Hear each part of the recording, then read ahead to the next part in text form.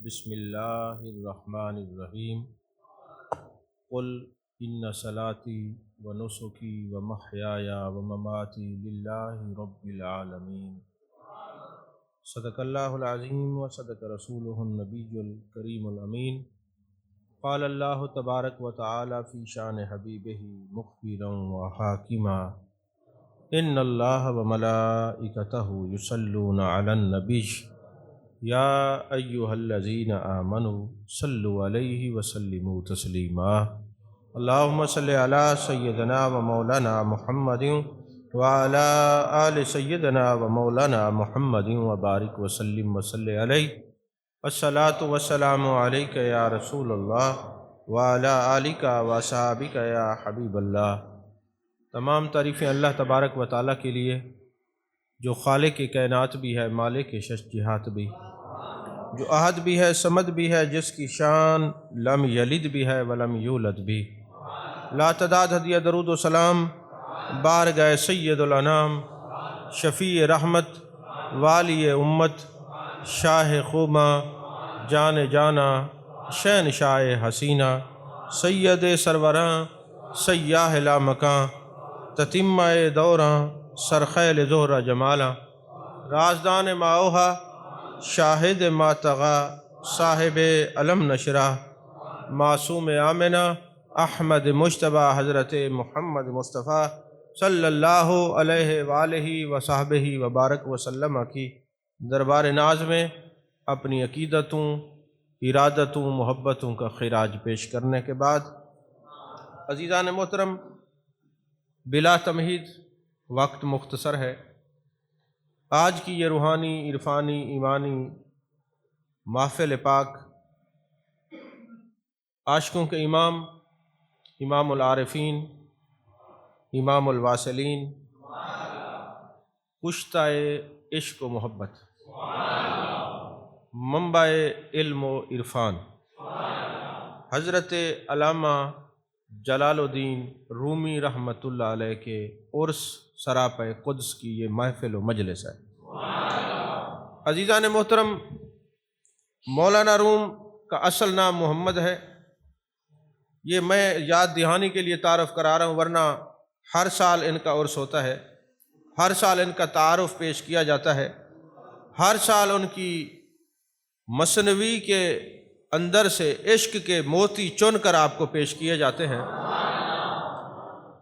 تو نام محمد ہے، لقب جلال الدین ہے، عرف میں مولانا رومی کہا جاتا ہے۔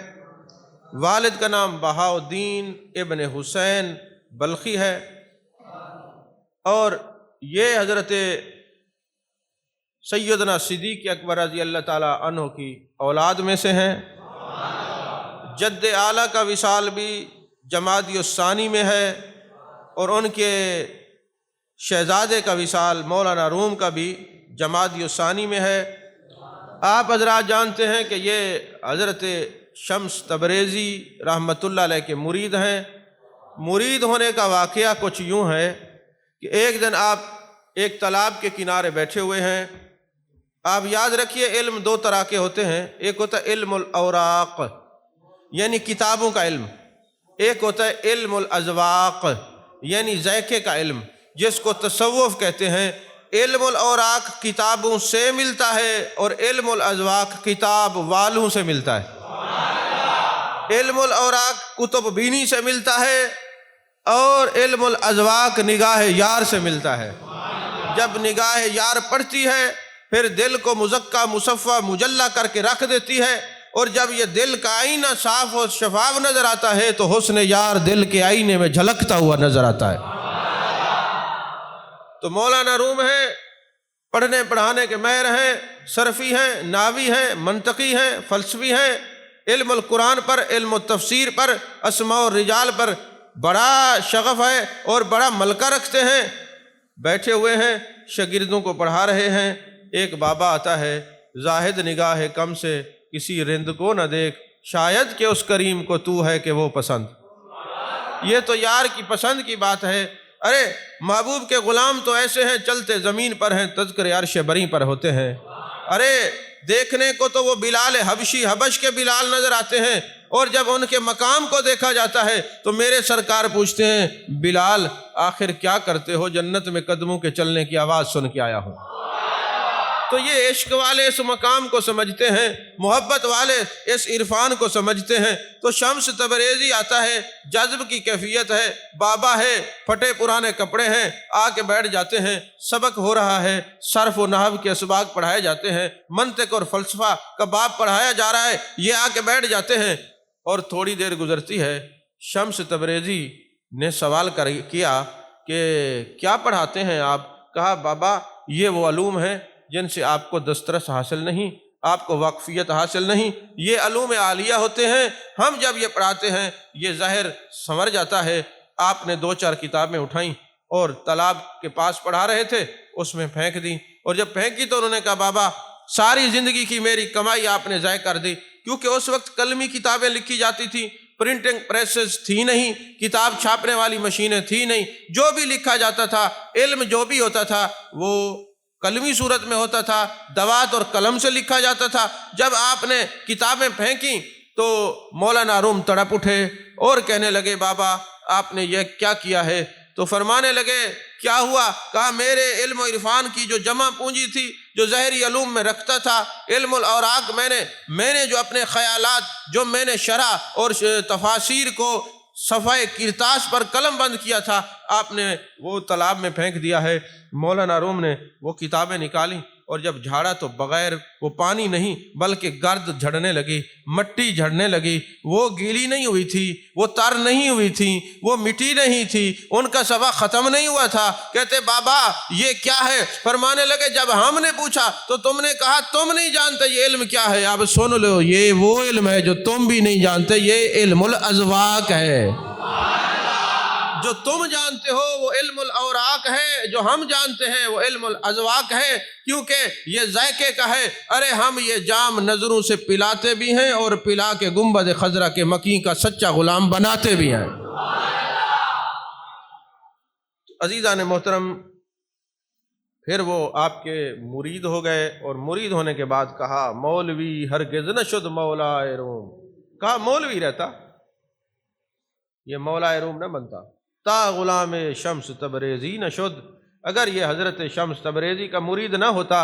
اب میں آپ سے ایک سوال رکھتا ہوں درد مند دل کے ساتھ، مولانا روم صرف کا ماہر، نحو کا ماہر، منطق کا ماہر، فلسفے کا ماہر، علوم القرآن کا ماہر، علوم العالیہ کا ماہر، پھر بھی اس کو مرشد کی ضرورت پڑی۔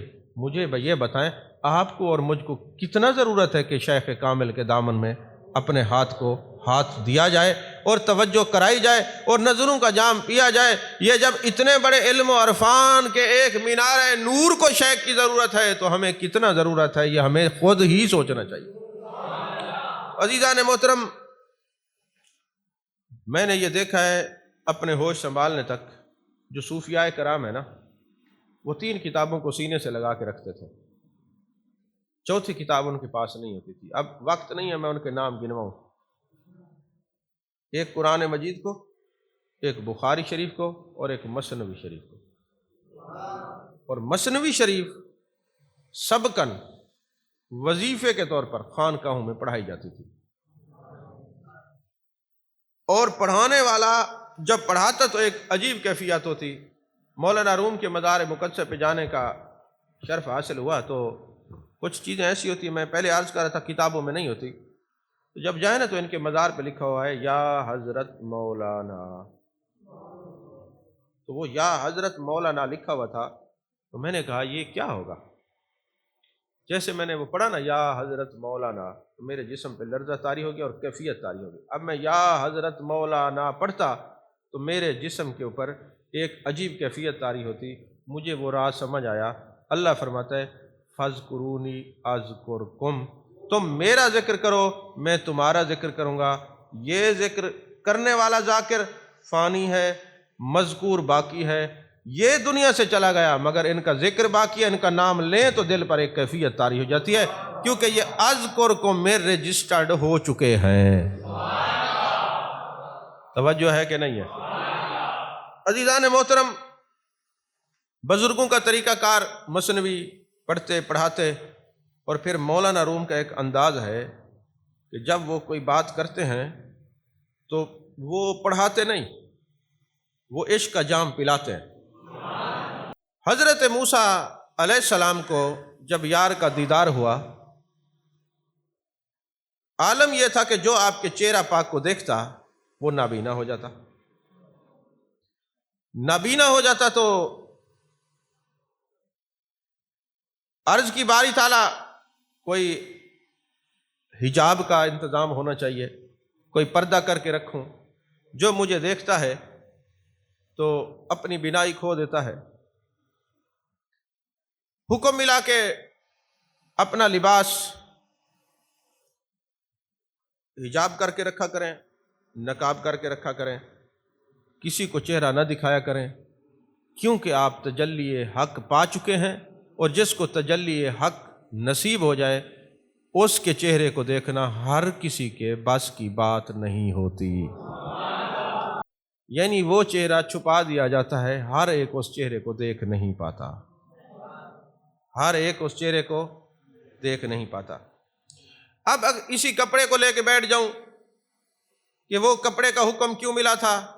یار آخر کوئی تو قیمت تھی نا کہ جان کائنات، جان عالم، مصطفیٰ جان رحمت صلی اللہ علیہ وسلم ایک جنازہ پڑھا کے آتے ہیں، اور جب گھر میں داخل ہوتے ہیں تو ام المومنین سیدہ طیبہ طاہرہ صدیقہ کائنات حضرت عائشہ صدیقہ رضی اللہ تعالیٰ عنہا محبوب کے کندھے پر ہاتھ رکھ کے ایسے دیکھتی ہیں، چٹولتی ہیں، چیک کرتی ہیں، آقا بہر بارش ہو رہی ہے۔ میرے آقا نے فرمایا کیا تم نے میرا مستعمل کوئی کپڑا استعمال کیا ہوا ہے؟ آقا آپ کی تابند تھی، آپ دروازے میں داخل ہوئے، میں نے یہ اوڑھ لی۔ میرے آقا نے فرمایا اسی وجہ سے حجابات اٹھ گئے ہیں، یہ انوار نبوت کی یہ تجلیات ہیں جو ہر وقت میرے اوپر پڑتی رہتی ہیں، تم نے میرا مستعمل کپڑا پہنا ہے تو حجابات اٹھ گئے ہیں، کشف کے دروازے کھل گئے ہیں، ورنہ ہم پر تو ہر وقت انوار و تجلیات کی بارش برستی رہتی ہے، ہر وقت تجلیات کی بارش ہوتی رہتی ہے۔ حکم ملا نقاب کیا جائے، تو حضرت موسیٰ علیہ السلام کی جو زوجہ محترمہ ہے ان کا نام ہے بی بی صفورہ۔ بی بی صفورہ ہے، زوجہ ہے، اہلیہ ہے، نبی کی بیوی ہے۔ عرض کرنے لگی اے میرے سرتاج، دنیا نہ دیکھے نہ دیکھے، میں تو آپ کی اہلیہ ہوں، آپ کے حسن کی جو ہے ایک جھلک دیکھنے کے لیے بےتاب ہوں، مہربانی کیجئے مجھے اپنا جلوہ دکھائیے، کیونکہ آپ حسین اتنے ہو گئے ہیں، اور حسن والے کو دیکھا ہے، اللہ بھی حسین ہے، اور جس پر یہ کہا گیا، مولانا روم سے پوچھا گیا یہ اللہ والے خوبصورت کیوں ہوتے ہیں؟ کہا حسین کی مجلس میں رہتے ہیں، حسن کی تجلی ڈالتا ہے، وہ تجلی ڈالتا جاتا ہے، یہ حسین ہوتے جاتے ہیں۔ حضرت بی بی صفورہ سلام اللہ علیہ نے عرض کی چہرہ دیکھنا چاہتی ہوں، مہربانی کیجئے۔ کہا تم تاب نہیں لا سکو گی۔ کہا پھر لوگ تانے دیں گے، زوجہ ہے، اہلیہ ہے، گھر میں رہتی ہے، دیدار یار نہ ہوا تو کیا فائدہ؟ میں ایسا کرتی ہوں، ایک آنکھ پہ ہاتھ رکھ لیتی ہوں، دوسری آنکھ سے دیکھتی ہوں، ذرا مجھے دکھائیں تو صحیح، آپ نے جب سے جلوہ حق کو دیکھا ہے، تجلی آپ کے چہرے پہ پڑی ہے، بے چین ہوں، بے تاب ہوں، آپ کی زیارت کرنی چاہتی ہوں، یہ مہربانی کریں۔ آپ نے تھوڑا سا نقاب ہٹایا، تھوڑا سا نقاب ہٹایا تو آپ کی وہ بینائی چلی گئی۔ یہ جو ظاہری آنکھ کا نور تھا اس نور کے سامنے متحمل نہیں تھا، لیکن لذت اتنا تھی، لذت اتنا تھی کہ کہا مجھے پھر دیدار کرائیے، اب میں اس آنکھ سے ہاتھ ہٹا کے دیکھنا چاہتی ہوں۔ تو پھر جب دوسرا ہاتھ ہٹا کے دیکھا، بینائی چلی گئی۔ اب یہ بات بڑے سمجھنے کی ہے، دیدار یار میں آنکھوں کا ضیاء ہوا، نقصان ہوا۔ پوچھنے والے نے پوچھا بی بی صفورہ بتا تو نے دیکھا، نگاہ چلی گئی۔ کہا دیدار یار میں سب کچھ بھی چلا جائے، ہمیں تو دیدار یار ہی کافی ہے اور کچھ چاہیے ہی نہیں۔ تو بی بی مولانا روم نے کیا بتایا کہ جب جلوہ یار آنکھوں کے سامنے ہوتا ہے، پھر جب آزمائشیں آتی ہیں، جو آزمائشوں میں دیکھے یا گھسے وہ پریشان رہتا ہے، جو آزمائشوں کو چھوڑتا ہوا یار کا شکوہ نہ کرے، جلوہ یار کی طرف نظر رکھے، تو پھر ساری کامیابیاں اس کے قدم چومتی ہیں، ساری کامیابیاں قدم چومتی ہیں۔ اب بی بی صفورہ کا یہ کہنا تھا کہ نظر رہے نہ رہے، ہم رہیں نہ رہیں، آستانہ یار رہے، یہ آسرا ہے غریبوں کا برقرار رہے۔ کہا کوئی بات نہیں، لذت یار نصیب ہو، ہمیں اور کچھ نہیں چاہیے، بینائی جاتی ہے تو چلی جائے۔ تو جب یہ بات کہی گئی تو موسیٰ علیہ السلام کو بہت اچھا لگا۔ تو جب کلیم کو اچھا لگا تو کلیم کے رب کو کتنا اچھا لگا ہوگا کہ یہ تو شکوہ ہی نہیں کرتی، بینائی چلی گئی جلوہ یار پہ قربان کر دی، شکوہ نہیں کرتی۔ تو حکم ہوا اے پیارے کلیم اللہ، اب ہم ایسی بینائی عطا کریں گے تجھے کوئی نہیں دیکھ سکے گا، پر صفورہ پھر بھی دیکھتی رہے گی۔ جو جلوہ یار کو تکنے کے لیے ازمائشوں میں مبتلا کیے جاتے ہیں اور پھر شکوہ نہیں کرتے، ان کو وہ نگاہ دی جاتی ہے جو کسی اور کی نگاہ ہو نہیں سکتی۔ مولانا روم کہتے ہیں کہ برابر می کند شاہ مجید، اشک را در وزن با خون شہید۔ ایک شعر کو لیتے ہیں اور کہتے ہیں مجھے سمجھ نہیں آتی سمندروں کا مالک گناہ گار کے ایک قطرے ندامت کو پسند کیوں کرتا ہے۔ مولانا روم کہتے ہیں مجھے سمجھ نہیں آتی، بحر و بر کا مالک، دریا کا مالک، سمندروں کا مالک، ایک قطرہ ندامت کو گناہ گار کی آنکھوں سے جو نکلتا ہے اس کو پسند کیوں کرتا ہے۔ نہ جانے اس کریم کو یہ قطرہ کیوں پسند ہے۔ اور پھر یہاں نہیں، جان عالم صلی اللہ علیہ وآلہ وسلم نے فرمایا جب کوئی گناہ گار بندہ ندامت کا ایک قطرہ آنکھوں سے نکالتا ہے نا، تو قیامت والے دن وہ ایک قطرہ خون کے شہید کے برابر وزن میں رکھا جائے گا۔ آج کوشش بھی کرتے ہیں، رو نہیں سکتے، کوشش بھی کرتے ہیں، آنکھوں سے آنسو روا نہیں ہوتے، نہ محبت کے، نہ ندامت کے، نہ عشق کے، نہ جلوائے جانا کے۔ کیا جانو یہ جو آنکھوں کے قطرے ہیں ان کی قیمت کیا ہے۔ یہ جو مقام ہجر پر ہوتے ہیں یا مقام وصال پر ہوتے ہیں، ان سے پوچھیں یہ قطروں کی قیمت کیا ہے۔ خود مولانا روم بھی کئی بار بیان کر چکا۔ مولانا روم کہتے ہیں یہ جو آنکھیں ہیں نا، آنکھوں کے جو اوپر سے چھپر ہیں، یہ ایسے ہیں کہ جیسے آپ نے دیکھا ہوگا کہ لوگ پرندوں کو مقید کرنے کے لیے ایک ایسے ٹوکرا ڈالتے ہیں، نیچے ایک لکڑی پھنساتے ہیں، اس کے اوپر ایک رسی باندھتے ہیں، جیسے دانہ ڈالتے ہیں ٹوکرے کے نیچے پرندہ آتا ہے، اس کو کھینچتے ہیں تو وہ جو ٹوکرا ہے اوپر گر جاتا ہے، پرندہ مقید ہو جاتا ہے۔ کہا تم غور تو کرو یہ آنکھوں پر چھپر کیوں ہے۔ کہا یہ اس لیے ہیں کہ جب یہ کھولے جاتے ہیں اس لیے کہ جلوہ یار کو تکا جائے، اور یہ بند ہوتے ہیں تو خیال یار میں غرق ہوا جائے۔ مثل پتلی کی آنکھوں میں بٹھاؤں تجھ کو، نہ کسی اور کو دیکھوں نہ دکھاؤں تجھ کو۔ تو کہا یہ آنکھوں کے اوپر چھپر میں نہیں کہہ رہا، مولانا روم کہہ رہے ہیں، کہتے ہیں آنکھوں کے اوپر چھپر اس لیے ہے کہ یہ آنکھیں بند ہوں تو جلوہ یار ہو، آنکھیں کھلے تو دیدار یار ہو۔ یہ چھپر کی مانند یہ اوپر کے پپوٹے اس لیے بنا دیے گئے ہیں تاکہ یہ بند ہوں تو خیال یار ہو، تصویر یار میں گم ہو، اور یہ کھلے تو دیدار یار میں گم ہو۔ تو کہا پھر وہ میں دانہ کہاں سے لاؤں جس سے میرا محبوب مقید ہو۔ کہا ہجر یار میں آنسو بہاؤ، جس طرح تیرے آنسو گرتے جائیں گے، محبوب کو یہ آنسو کا دانہ پیش کرو، محبوب آ جائے گا۔ جب آنکھوں میں محبوب آ جائے، یہ جو آنکھوں کا رستہ ہے یہ دل یار تک جاتا ہے۔ بڑے بد نصیب ٹھہرے جو قرار تک نہ پہنچے، در یار تک تو پہنچے دل یار تک نہ پہنچے۔ یہ جو آنسو ہے نا، یہ رستہ ہے اپنے محبوب کو اس در تک پہنچانے کا جو مجھ میں ہی کمی ہے جو بار بار روئیں، ورنہ وہ تو بلا لیں جو ایک بار روئے۔ تو کہا پھر جب محبوب آ جائے نا نظروں کے اندر، پھر آنکھیں بند کر لو، اور پھر جو محبوب کو تکتے ہیں آنکھیں بند کر لیتے ہیں، پھر وہ کسی اور کو نہ تکتے ہیں نہ دیکھتے ہیں۔ تو مولانا روم کہتے ہیں شہید کے خون کے ہم وزن ندامت کے آنسو رکھے جائیں گے۔ اس پر پھر ایک بات لکھتے ہیں، وہ بات کیا ہے؟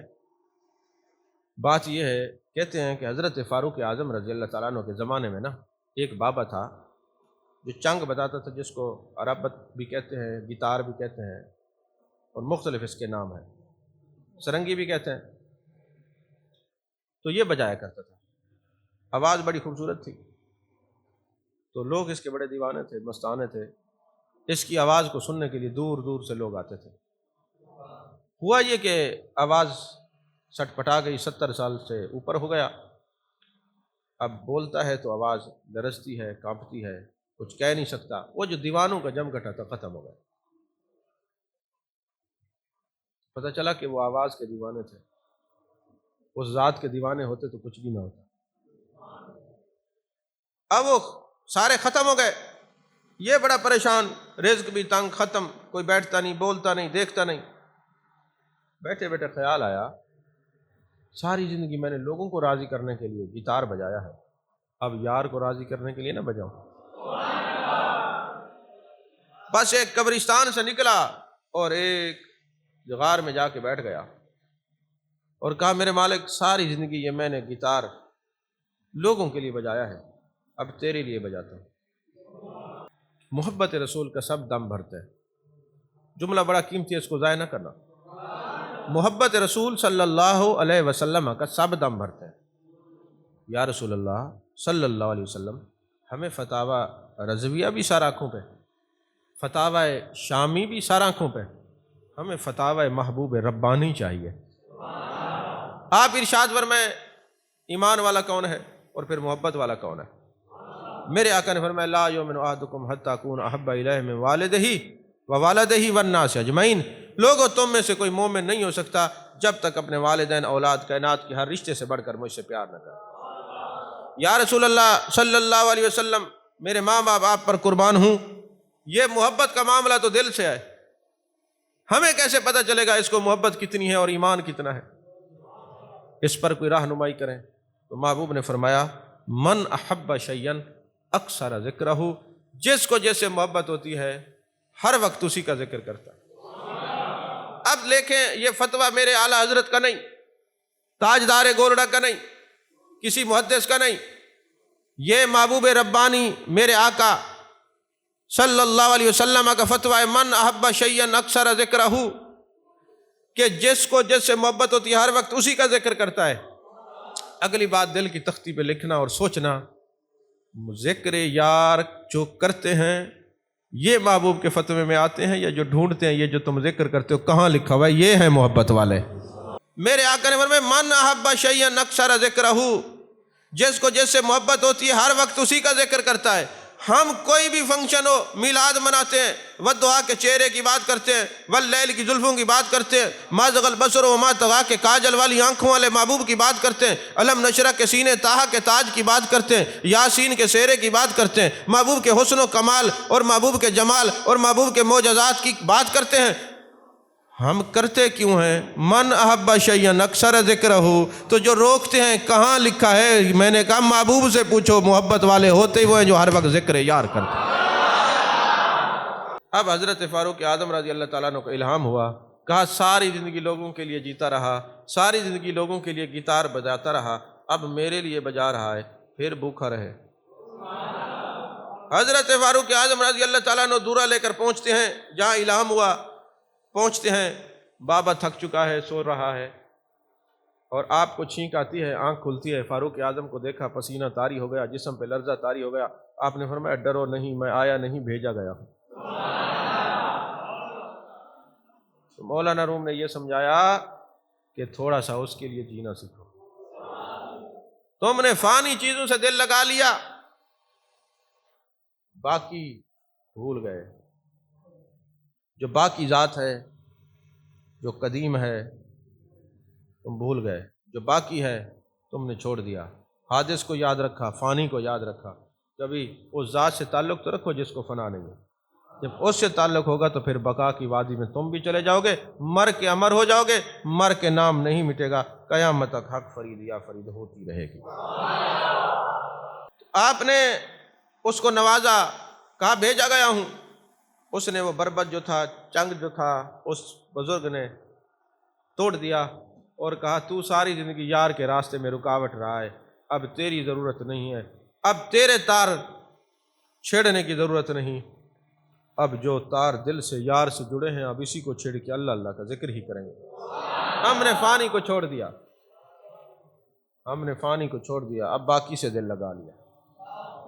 مولانا روم یہی کہتے ہیں رجوع الی اللہ رکھو، باقی سے تعلق رہو، اگر باقی رہنا چاہتے ہو مولانا روم نے ایک بات لکھی، انہوں نے کہا سلطان محمود غزنوی جو تھا نا ایاز سے بہت پیار کرتا تھا، ایاز سے محبت ہے سلطان محمود غزنوی کو، اور اصول یہ بتایا مولانا روم نے کہ جس مرشد کو، جس شاہ کو، شہنشاہ کو، بادشاہ کو کسی سے محبت ہوگی باقی جلیں گے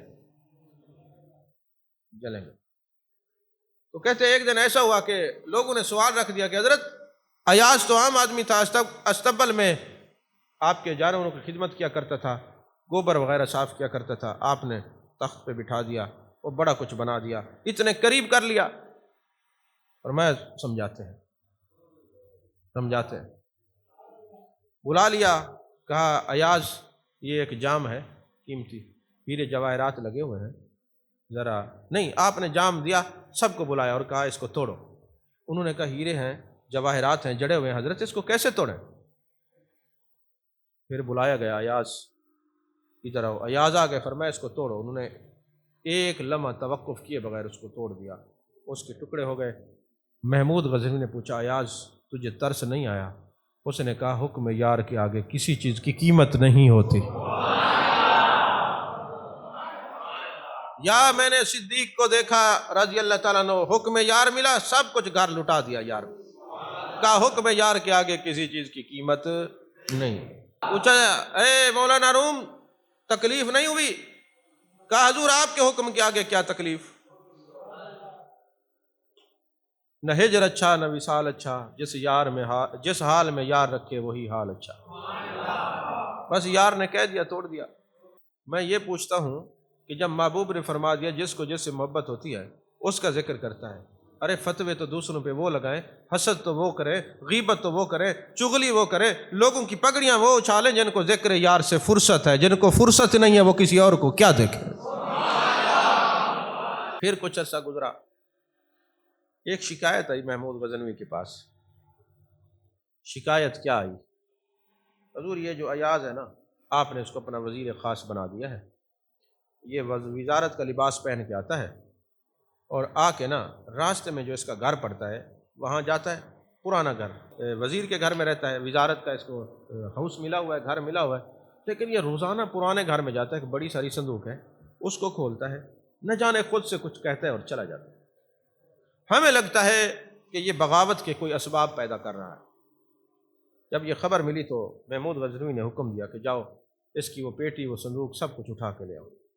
آپ نے فرمایا وہ پیٹی لے آؤ، پیٹی آ گئی، کھولا تو وہاں گوبر سے بھرا ہوا ایک بیلچہ جس کو ہم کسی کہتے ہیں، اور گوبر آلود جوتی اور کپڑے تھے۔ محمود غزنوی نے کہا یہ کیا ہے؟ ایاز کی آنکھوں سے آنسو آ گئے، اور آپ کو پتہ ہونا چاہیے کہ ایاز سید ہے، وجہ ہے کہ نہیں ہے؟ تو کہا یہ کیا ہے؟ اس نے کہا حضور بات یہ ہے کہ میں تو استقبل میں کام کرنے والا عام حقیر سا آدمی تھا، اور آج آپ نے مجھے وزارت کا لباس دے دیا، یہ عزت دے دی، شان دے دی، شوکت دے دی، عظمت دے دی، رفعت دے دی، میں جب صبح آتا ہوں نا تو میں اپنے آپ کو کہتا ہوں ایاز تیرا مقام یہ تھا، آج تو جو اس لباس یار میں نظر آتا ہے تیرے یار کی مہربانی ہے، تیرا کمال نہیں ہے۔ اب یہ جو تجھے نعمت ملی ہے نا، اس کو عطائے یار سمجھنا، اپنا نہ کہہ دینا، ورنہ اپنا کہا تو زوال پذیر ہو جائے گا، نعمت کا زوال آ جائے گا، نعمت چھن جائے گی، اور اگر یہ چھن گئی تو کل تو اس سے یہ کام بھی نہیں ہو سکے گا، اپنی اوقات میں رہنا۔ در یار یہ نہیں ہے کہ یار کے در پہ بیٹھے رہے، یہ نہیں، خیال یار سے، توجہات یار سے، دیدار یار سے، ہر وقت تخیل تصور یار میں غرق رہنا، یہ بھی در یار پہ بیٹھنا ہی ہوتا ہے، یہ بھی در یار پہ بیٹھنا ہی ہوتا ہے۔ ایاز جو ہے یہ سید ہے، یہ کیسے ہے؟ ہوا یہ کہ ایک دن نا محمود غزنوی نے کہا کہ کوئی مجھے خضر علیہ السلام کی زیارت کروائے۔ اب ایک بندہ چلا گیا، اس نے کہا جناب میں زیارت کرواتا ہوں، لیکن یہ ہے کہ مجھے 6 ماہ چلہ کرنا پڑے گا، تو مہربانی کریں آپ جو ہے اس کو مجھے 6 ماہ کا راشن گھر میں ڈلوا دیں، میں وظیفہ کرتا ہوں، آپ کو خضر علیہ السلام کی زیارت ہوگی۔ 6 ماہ گزرے، پھر آیا، کہتے ابھی نہیں، اور 2 سال گزر گئے، آخر کار سلطان محمود غزنوی نے عدالت میں اس کو بلا لیا اور کہا کہ جناب والا تم نے جو یہ کہا ہے تو اب زیارت تو مجھے نہیں ہوئی، 3 وزیر بیٹھے ہوئے تھے، تو ایک نے کہا جناب اس نے بادشاہ وقت کو چکر دیا ہے، لہٰذا اس کے ٹکڑے ٹکڑے کر دیے جائے۔ دوسرے نے کہا جناب اس کو پھانسی پہ لگا دیا جائے، اور تیسرے نے کہا اس کو معاف کر دیا جائے۔ ایک حسین چہرے والا بابا بیٹھا ہے مجلس میں، جس نے کہا اس کے ٹکڑے کر دیے جائیں، اس نے کہا یہ ٹھیک کہہ رہا ہے۔ پھر اس نے کہا جناب پھانسی لگا دی جائے، وہ بابا کہتے ہیں نورانی چہرے والا یہ ٹھیک کہہ رہا ہے۔ تیسرا ایاز نے کہا بھئی اس کو چھوڑ دیا جائے، معاف کر دیا جائے، آپ کی سلطنت سے کیا جاتا ہے، اس کے بچے پل گئے۔ بابا کہتے ہیں ٹھیک کر دیا جائے۔ محمود غزنوی کہتے ہیں ذرا بابا تو کھڑا ہو نا، تو نے سب کو ٹھیک کہا، تو نے سب کو ٹھیک کہا، وجہ کیا ہے؟ اس نے کہا بات یہ ہے اللہ والے انسان کی اصل پہ نظر رکھتے ہیں۔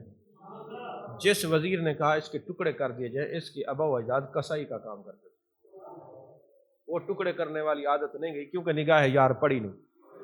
بھائی پانی دودھ میں آئے گا تو دودھ بنے گا نا، تو کسی نسل سے بھی ہو یار میں فنا ہوگا تو پھر وہ یار ہی کا وجود کہلائے گا، اپنا وجود نہیں ہوتا یار، سمجھا کریں اس بات کو۔ اور جو دوسرا کہہ رہے پھانسی لٹکا دو، اس کے آبا و اجداد میں سے جلاد تھے، لوگوں کو پھانسی لگایا کرتے تھے۔ اور جس نے کہا ہے معاف کر دو، محمود تجھے کیا پتہ یہ ایاز کون ہے، یہ آل رسول ہے، اس کے اندر اس کی رگوں میں خون رسول دوڑتا ہے، معاف کرنا ان کا وتیرہ ہے۔ ایاز تڑپ اٹھے اور کہنے لگے او بابا تو نے میرے راز کو فاش کیا ہے، اب تیرا راز میں بھی نہیں رکھوں گا۔ محمود غزنوی جس خضر کو تو تلاش کرتا پھرتا ہے، یہی بابا تیری مجلس میں آ کے بیٹھتا ہے، یہی خضر علیہ السلام ہے، یہی خضر علیہ السلام ہے۔ یہ درد جب انسان کو ملتا ہے، ہجر یار ملتا ہے، فراق کی منازل طے ہوتی ہیں، پھر انسان کے اسرار و رموز کھلتے جاتے ہیں۔ اللہ جل مجد الکریم سے دعا ہے ہمیں صحیح معنی میں تصوف کی تعلیمات سے مزین ہو کر اپنے دل کو مزکہ مصفہ مجلہ کرنے کی ہمت اور توفیق عطا فرمائے۔ آمین۔ وآخر دعوانا